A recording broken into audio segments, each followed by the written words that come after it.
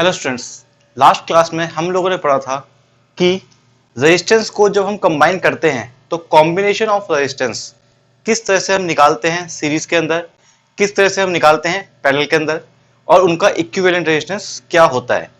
आज की क्लास में हम पढ़ेंगे heating effects of electric current. Electric current के हीटिंग इफेक्ट्स क्या होते हैं, तो उसकी अगर बात करें तो हम देखते हैं। मैं आपको जस्ट एग्जांपल दूंगा।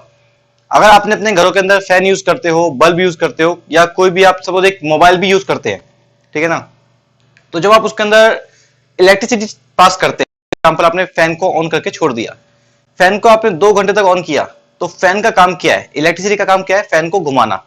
लेकिन सिर्फ घूमने के अलावा आप एक चीज और नोट करेंगे उसके अंदर कि जब आप 2 घंटे के बाद फैन को ऑफ करके फैन को टच करके देखो एक बार कभी, तो फैन गर्म हो जाता है। तो वो गर्म क्यों हो जाता है? बिकॉज उसमें से हीट भी निकल रही है। तो यही हमारा एक्चुअली हीटिंग इफेक्ट है, जो ये कहता है कि जब भी हम किसी डिवाइस में, किसी इलेक्ट्रिकल अप्लायंस में या किसी भी इलेक्ट्रॉनिक आइटम के अंदर करंट पास करते हैं, किसी भी कंडक्टर में करंट पास किया जाता है, तो उस करंट की वजह से, उस इलेक्ट्रिकल एनर्जी की वजह से, वो एनर्जी जो होती है हमारी इलेक्ट्रिकल एनर्जी, वो कन्वर्ट होती है मोस्टली यूजफुल वर्क में। फॉर एग्जाम्पल अगर फैन की बात करते हैं तो फैन के लिए यूजफुल वर्क क्या है? उसका रोटेट होना, घूमना। तो ज्यादातर एनर्जी जो होती है, मोस्टली एनर्जी क्या होती है, वो कन्वर्ट हो जाती है यूजफुल वर्क में। बट जो बाकी एनर्जी बचती है, थोड़ी बहुत एनर्जी जो होती है, वो किस में कन्वर्ट होती है? हीट में। तो यही कहता है हमारा heating effect of electric current. तो अगर इसको एक्सप्लेन करें, when electrical energy is supplied to an appliance then most of energy is converted into useful work. जब इलेक्ट्रिसिटी पास की जाती है किसी अप्लायंस में, तो ज्यादातर एनर्जी जो होती है वो कन्वर्ट हो जाती है यूजफुल वर्क में, and remaining energy is converted into heat. और बाकी जो बची हुई एनर्जी होती है वो किस में कन्वर्ट हो जाती है? हीट में। यही क्या कहलाता है हमारा heating effect of electric current. और ये जो हीट निकलती है, वो हीट किस चीज के ऊपर डिपेंड करती है? वो जो हीट निकलेगी, हम बोलते हैं कि फैन जो है वो हीट हो गया, तो फैन को अगर हम देखें तो फैन को अगर हम ज्यादा देर चलाएंगे तो ज्यादा हीट होगा, कम चलाएंगे तो कम हीट होगा।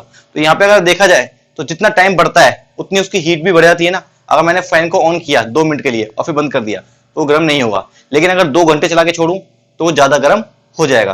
तो यहां पर हमने देखा कि हीट जो है वो डिपेंड कर दी है टाइम के ऊपर। बट हीट सिर्फ टाइम के ऊपर डिपेंड नहीं करती, हीट बाकी चीजों के ऊपर भी डिपेंड करती है। वो किसने बताया था हमको? जूल्स ने। जूल्स आपने ऑलरेडी साइंटिस्ट नाम सुना होगा, ठीक है। तो जूल्स लॉ ऑफ हीट क्या होता है? जूल ने, जो साइंटिस्ट थे हमारे, उन्होंने बताया था कि जो हीट प्रोड्यूस होती है इन ए कंडक्टर, जो मैंने आपको बताया भी heating effect of electric current के अंदर, जो हीट प्रोड्यूस होती है, heat produce in a conductor, जो भी प्रोड्यूस होगी is directly proportional to square of electric current. जो भी उसमें करंट पास किया गया उसके स्क्वायर के डायरेक्टली प्रोपोर्शनल होगी। जितना उसका स्क्वायर बढ़ेगा उतनी हीट बढ़ेगी। अगर स्क्वायर डबल हो गया तो हीट डबल हो जाएगी, स्क्वायर आधा हो गया तो हीट भी आधी हो जाएगी। And directly proportional to resistance and time for which current is allowed to pass through it.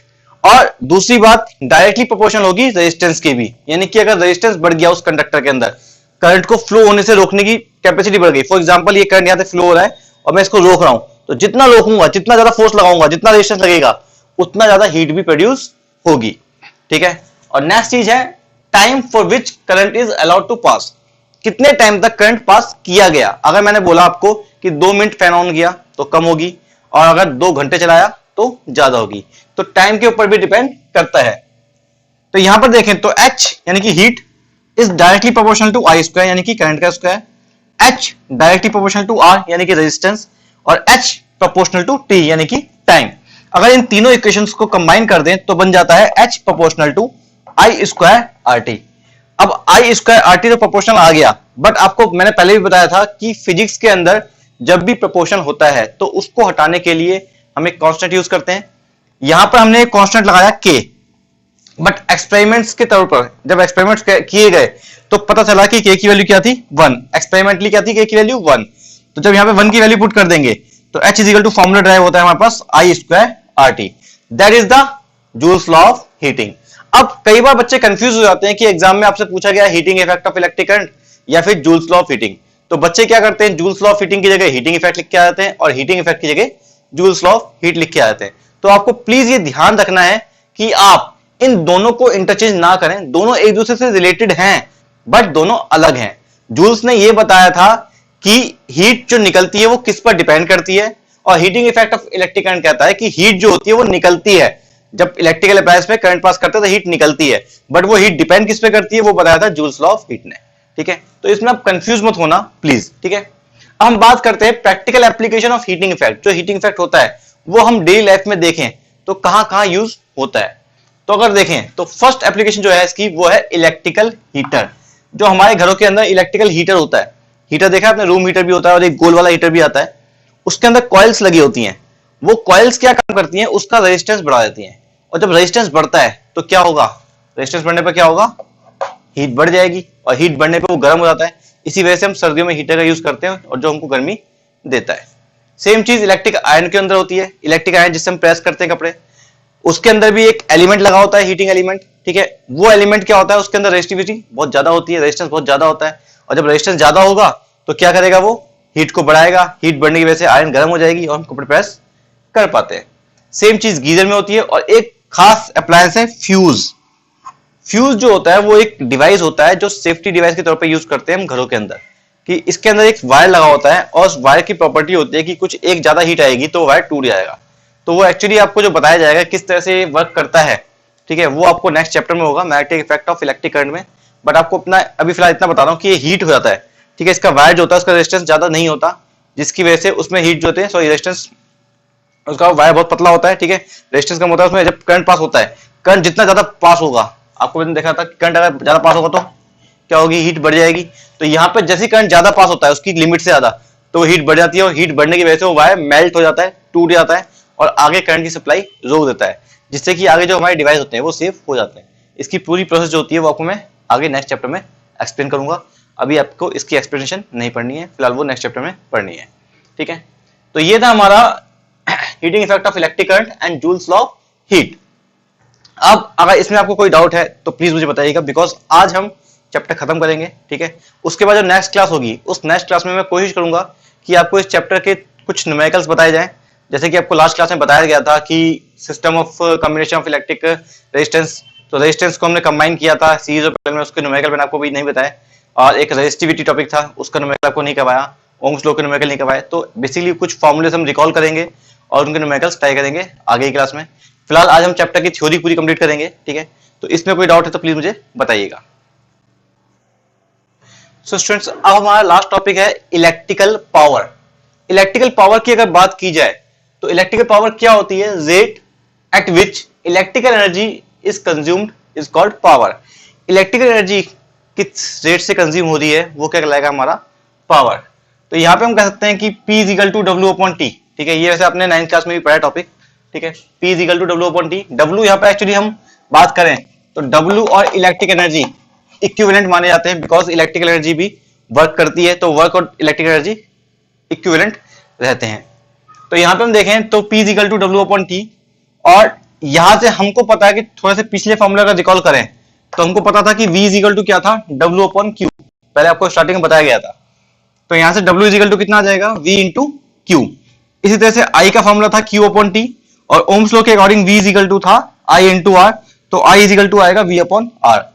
अब देखिए यहाँ पर अगर P is equal to W upon T है और यहां से हम इसकी वैल्यू W की वैल्यू इसमें पुट कर दें तो ये हो जाएगा P is equal to V into Q upon T।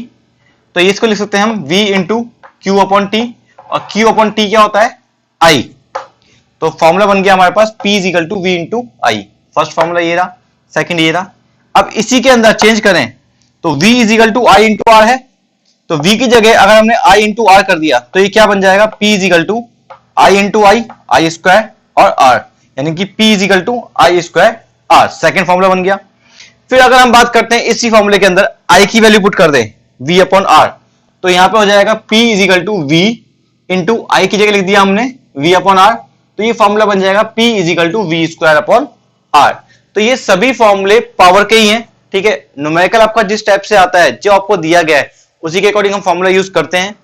इसके बाद अगर बात करें इसकी SI यूनिट की, तो SI यूनिट जो होती है पावर की वो होती है वाट। आप लोगों ने पहले भी 9th में पढ़ा है।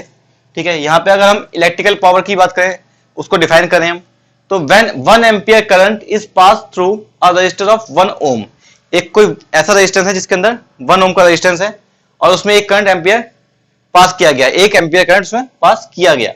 द हीट प्रोड्यूसेस 1 जूल, और उससे जो हीट प्रोड्यूस हुई वो 1 जूल होती है।